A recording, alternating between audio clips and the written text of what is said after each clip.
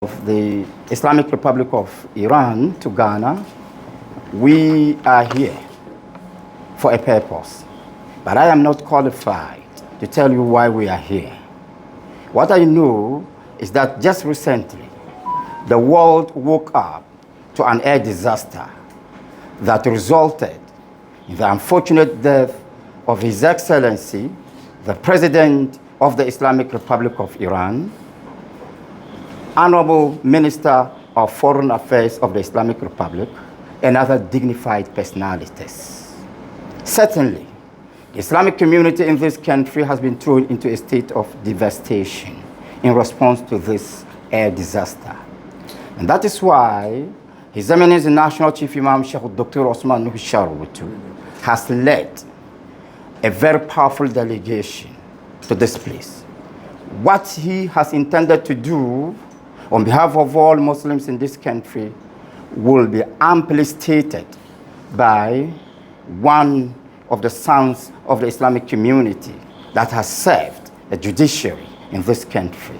On this note, and with your permission, I humbly request the prayer for the opening of this gathering. And therefore, I call on His Eminence the National Chief Imam, Sheikh Dr. Osman Nuhu Sharubutu, to give us an opening prayer. Sheikh.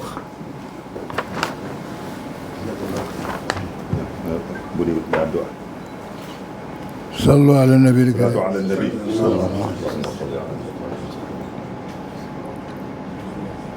إنا لله وإنا إليه راجعون. إنا لله وإنا إليه راجعون. اللهم أجرنا في مصيبتنا. اللهم أجرنا في مصيبتنا. واخلف لنا خيرا منها. واخلف لنا خيرا منها. آمين.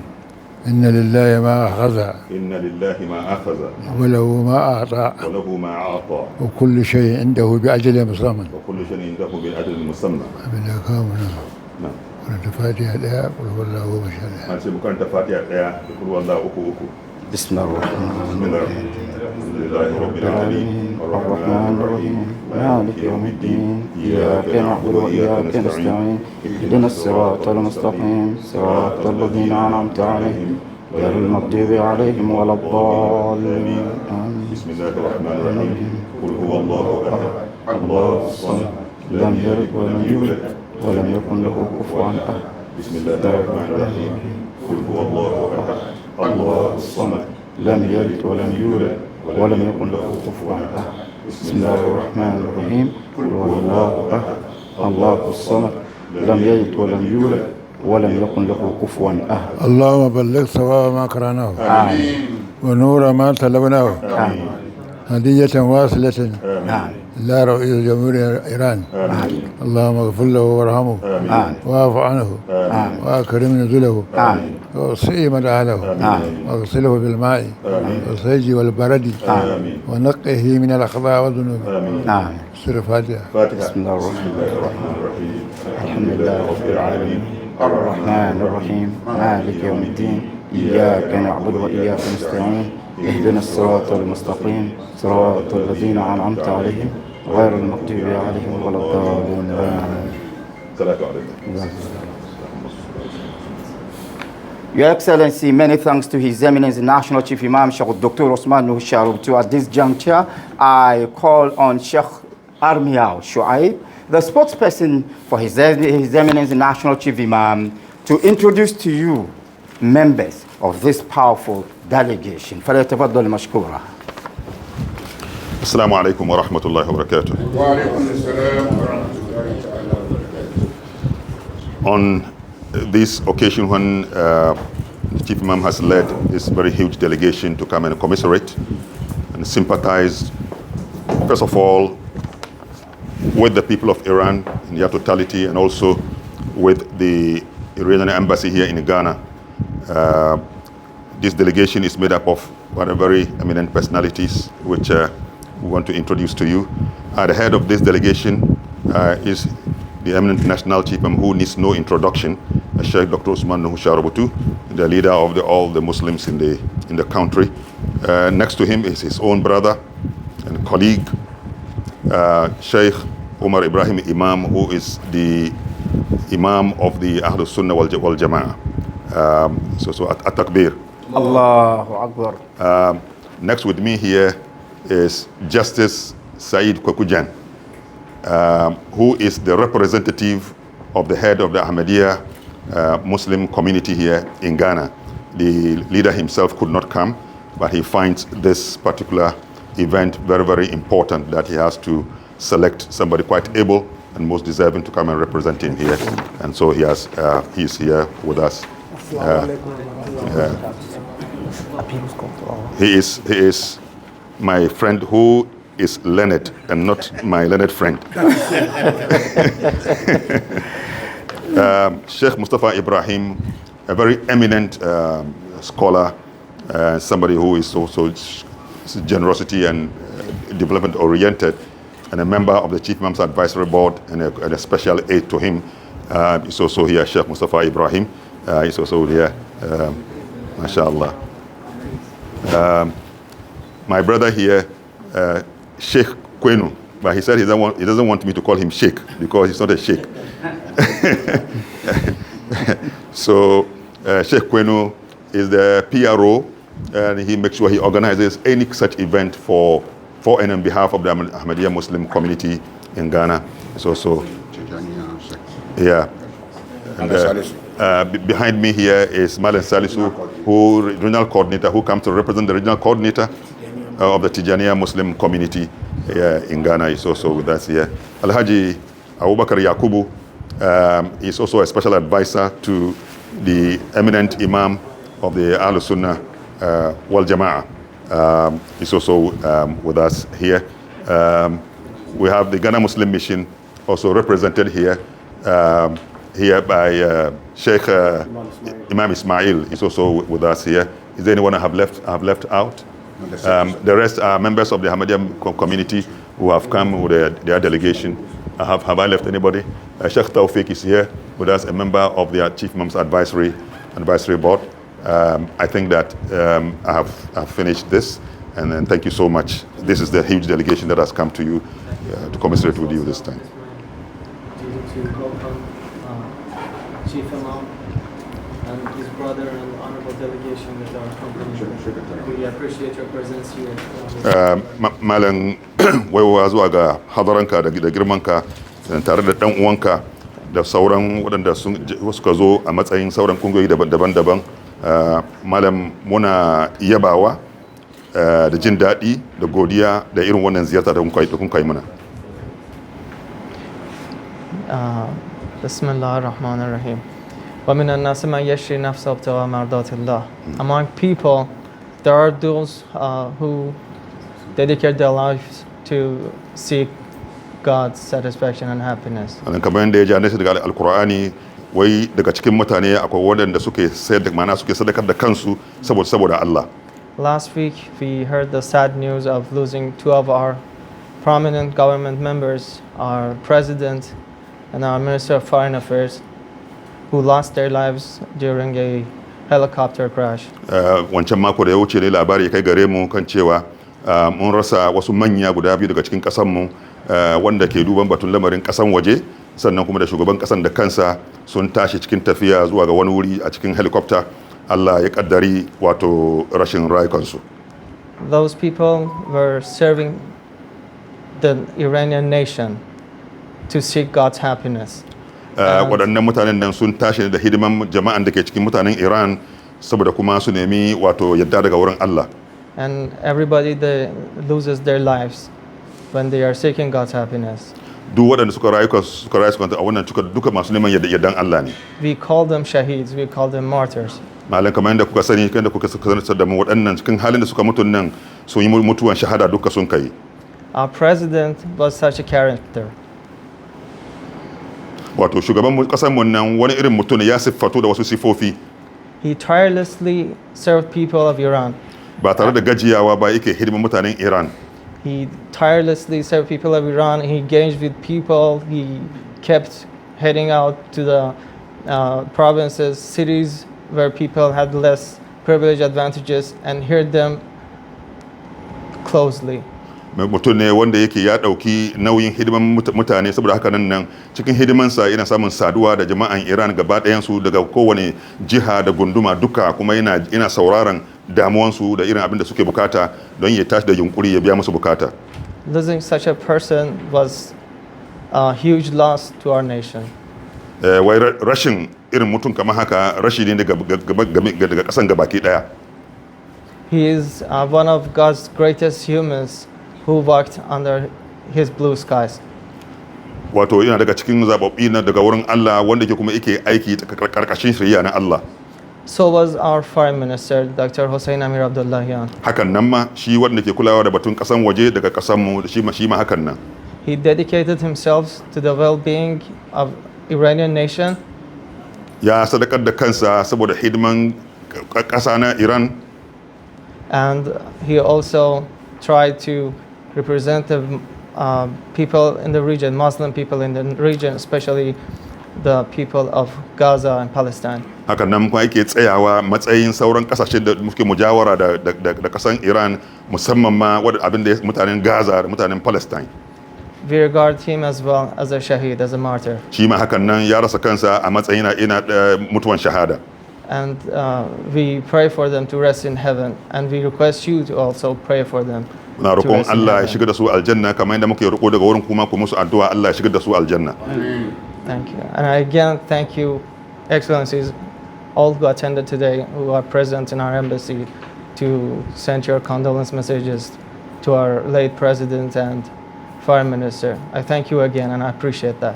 Maimaitawa na biyu, ina ƙara godiya zuwa ga ku duka, musamman kai malam da dan uwanka san da wanda ke cikin wannan tawaga da irin abin da kuma insha Allah muku alƙawali zan ɗauka wannan irin ta'aziyya naku in kai da gaisuwan ku zuwa ga shugaban kasar mu daga can Iran.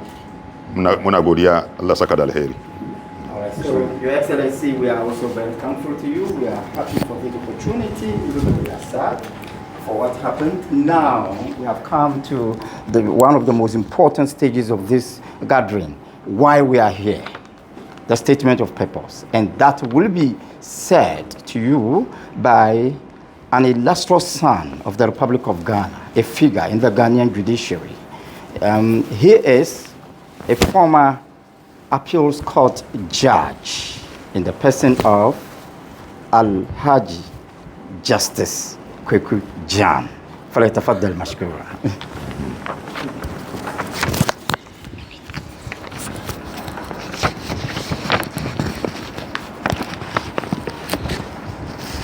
أعوذ بالله من الشيطان الرجيم. بسم الله الرحمن الرحيم.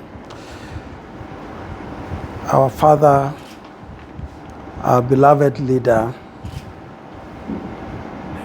our grandfather, our leading lights of Ghana,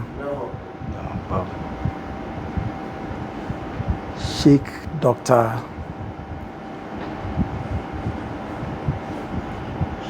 Osmanu Nuhu Sharabutu, the Chief Imam of Ghana, Your Excellency, the representative of the brotherly people of the Islamic Republic of Iran,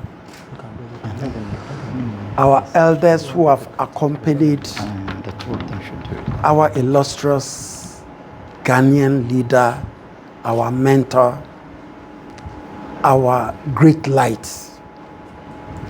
It is my privilege, and with all humility, I want to begin by saluting us all with the universal salutation of peace by Islam.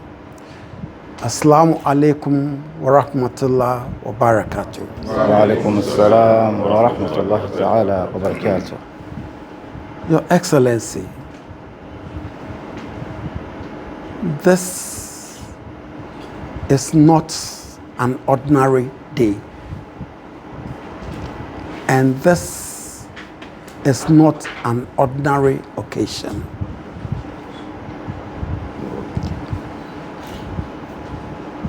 We stand Oh, I see. Malam bayan ya yi waiwaya shi wani ke tsaya matsayin mulbi na Ahmadiyya, bayan ya waiwaya zuwa gare ka da kai da dan uwanka Sheikh Umar kan cewa ku ne shugabanni, babanninmu, kakanninmu, ku ne hasken da Allah ya kyautan shi zuwa ga musulunci a wannan ƙasa, da kowa ke itirafi da ku. Bayan kuma ya waiwaya kuma zuwa ga shi jakada na Iran da ke nan, zancensa na farko dai ce bayan ya yi sallama garin mu duka ya ce wannan rana ne mabambanci, ba kamar rana ne adi wanda sababbe ba. Your Excellency, we all know what has happened to our brotherly people of the Islamic Republic of Iran. Muna sane gaba ɗayanmu da irin abin da musiba da ya samu jama'an mutanen Iran wanda ke 'yan uwa ne kuma gare mu.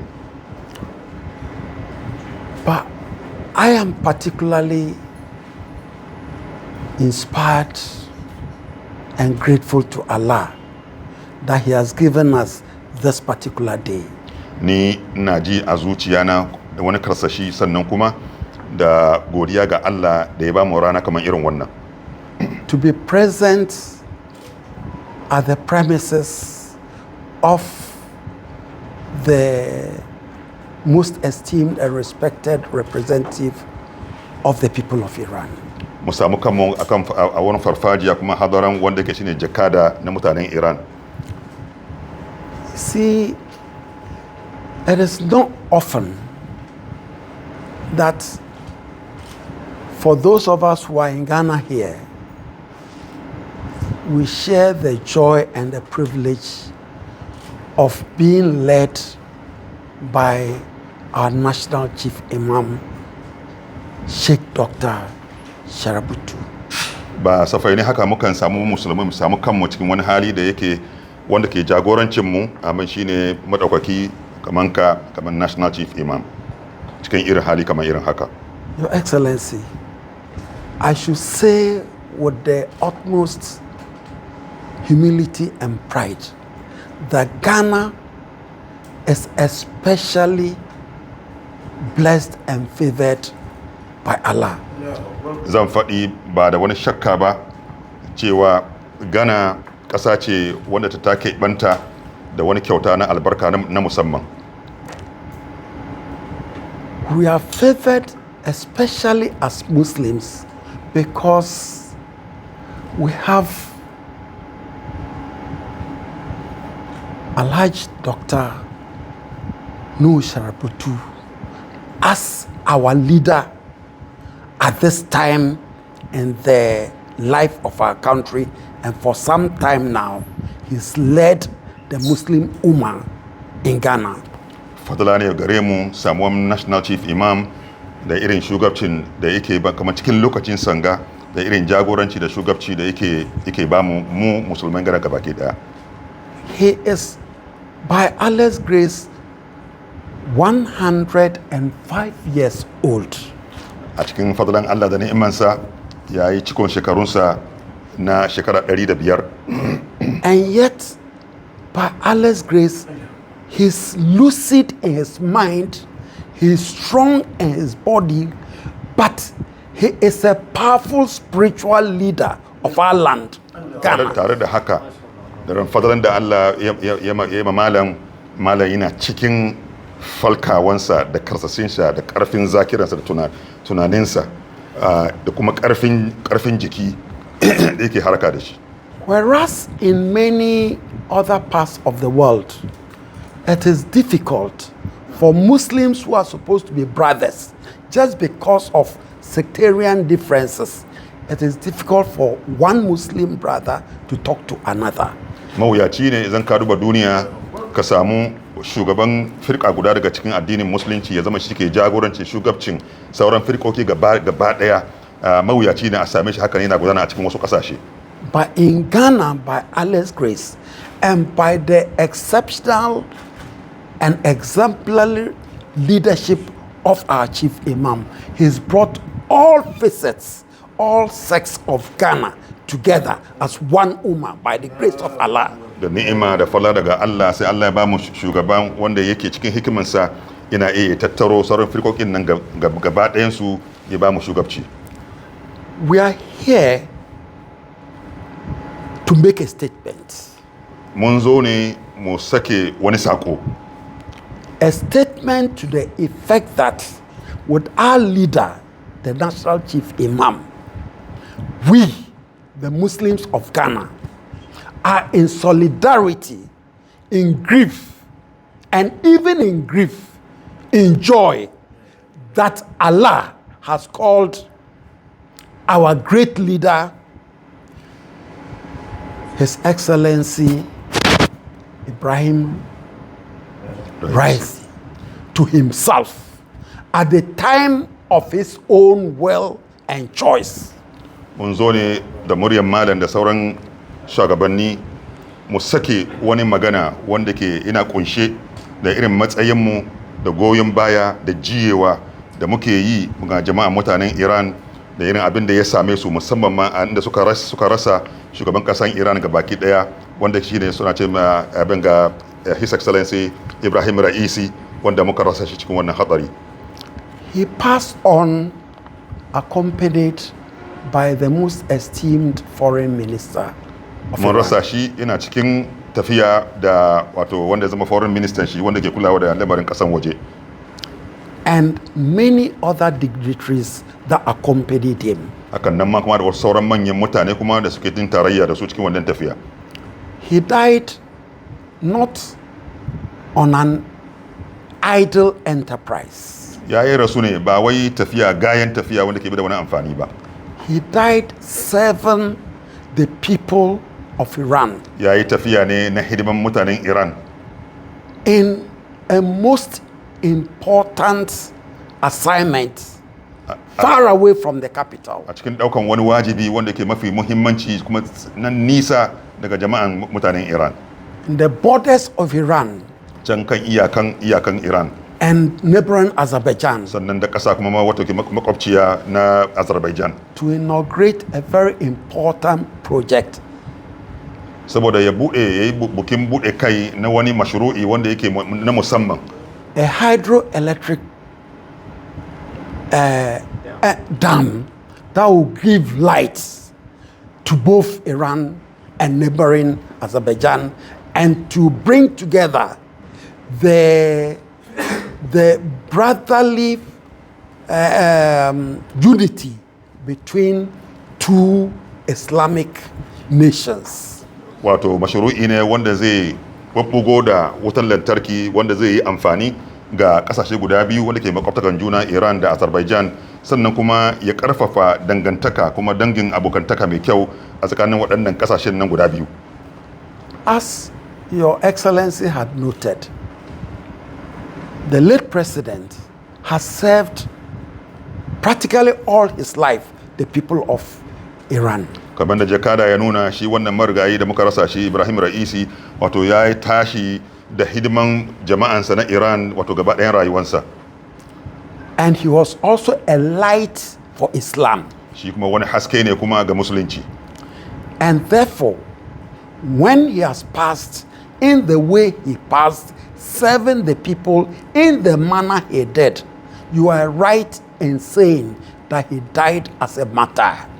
Izan duba zuwa ga irin yunkurin da ya tashi da shi da hidiman da yake yi wato daidai ne ba kuskure bane dace ne a ce kaman yayi mutuwan shahidi. And we, the Muslim Ummah of Ghana, join you in certifying and agreeing that he, together with his entourage, died truly as martyrs, serving Islam the way the companions of the Holy Prophet Muhammad sallallahu alaihi wasallam did die in the various wars that they undertook. Muna tare da ku a cikin yadda kuka kudurta kan cewa cikin hidiman da sun ka mutu a cikin nan sun yi mutuwan shahada kuma muna tare da ku a cikin wannan bakin ciki.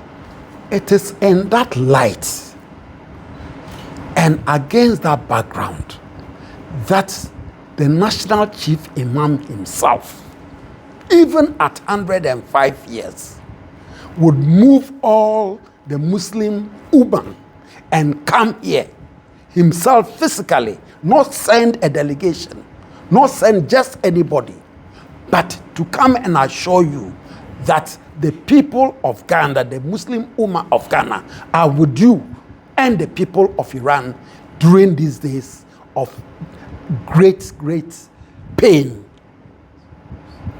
Lura da haka ne yasa National Chief Imam da dan uwansa suka jagoranci wanga tawaga mai nauyi don su aje wani magana kan cewa mu nan Ghana muna tare da mutanen Iran a cikin lokaci mawuyaci, lokaci kuma da suka jin zafi na rashin wanga shugaba da sun kai. Your Excellency, we are here also in line with what our Quran teaches.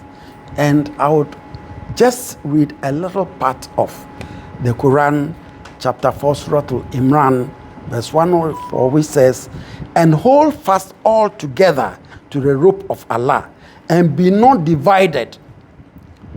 And remember the favor of Allah, which He bestowed upon you when you were enemies, and He united your hearts in love, so that by His grace you became as brothers."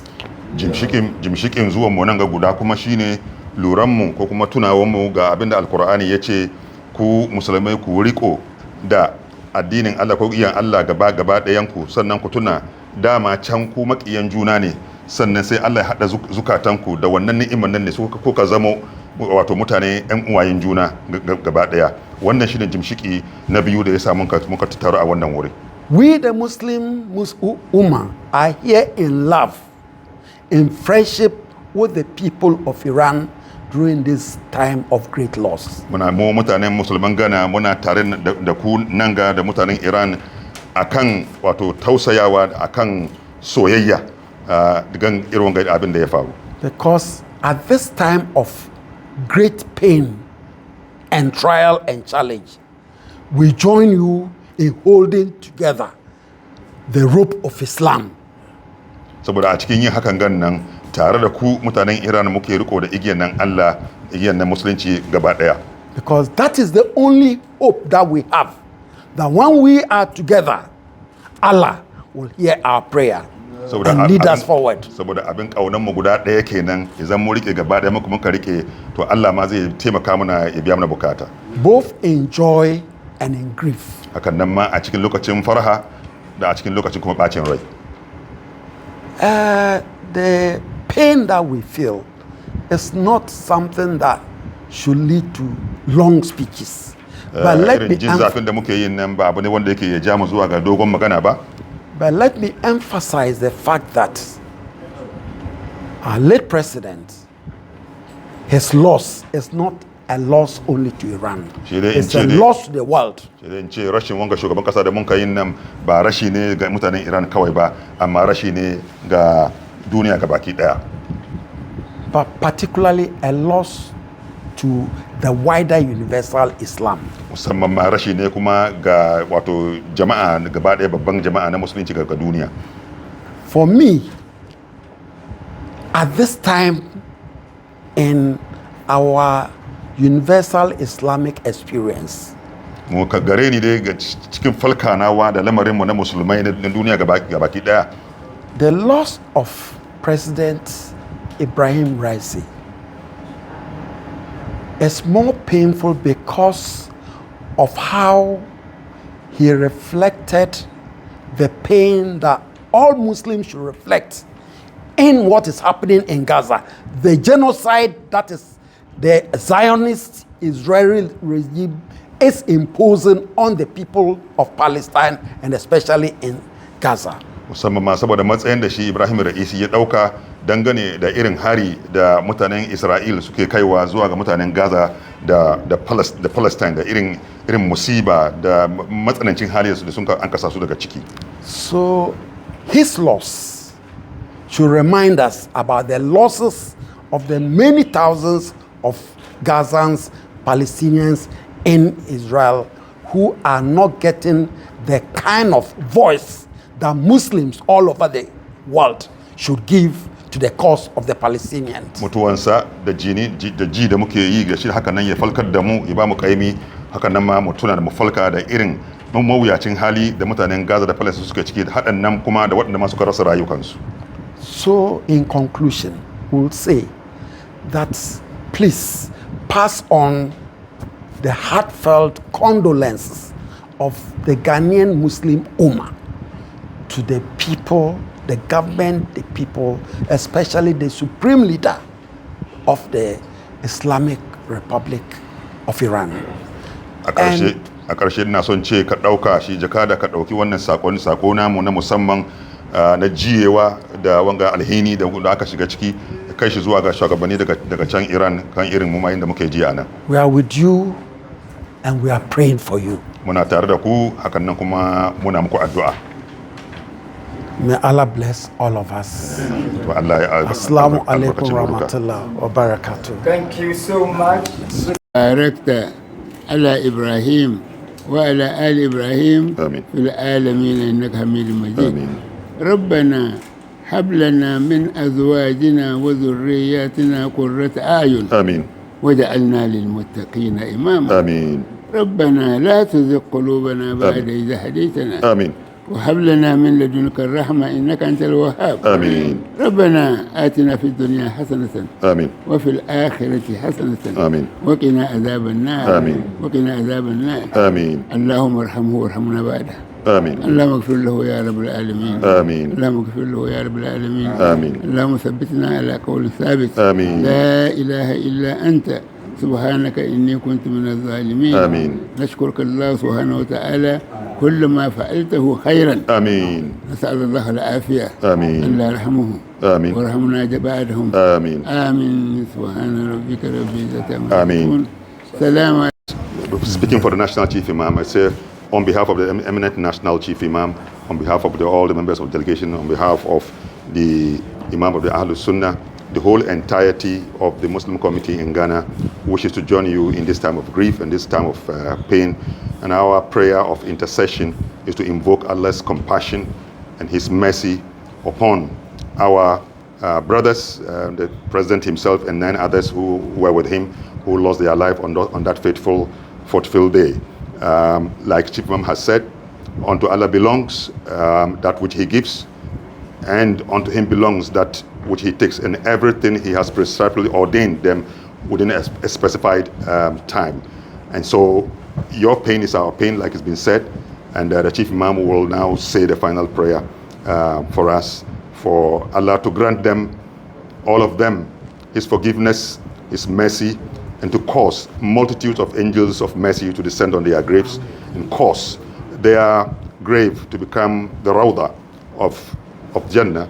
And also may Allah list them all in the names of those who He gives the honor of Jannah on the day of judgment, and make them the shaheed, as we all hope for, that they have died the death of martyrs. And so, Malach Kamna Abdua. اللهم اغفر له. آمين. Amin. Amin. جمهورية إيران. Amin. اللهم اغفر له وارحمه. Amin. اللهم اغفر لأمة محمد Amin. وارحمهم Amin. واعف عنهم Amin. وأكرم نزلهم Amin. ووسع مدعالهم Amin. واغسلهم بالماء والثلج. Amin. Amin. اللهم أنت أمرتنا بدعائك Amin. وأمرتنا بدعائك Amin. فأجبنا كما وعدتنا. Amin. اللهم أقلت لنا من خير Amin. وشرعنا فيه بتوفيقك Amin. وتيسيرك Amin. وتميم لنا بأحسن وجوه كلها Amin. وأصفى بها وأصفاها. آمين. فإنك على ما تشاء قدير. Amin. نعم المولى نعم النصير. Amin. وما قلت لنا من شر Amin. وتحذرنا منه Amin. فاصرفه عنا Amin. يا حي يا قيوم يا Amin. من قام السماوات والأرض Amin. يا من أمره إذا أراد شيئا Amin. أن يكون له كن فيكون. Amin. سبحان ربك رب العزة أما يصفون والسلام على المرسلين والحمد لله رب العالمين. صلوا على النبي. صلى الله عليه وسلم. اللهم صل على محمد الفاتح وخاتم ما أصبر الناس والحق لا إله إلا صراطك المستقيم وعلى آله. For official documentation of this program, we request a good photograph with His Excellency and his staff.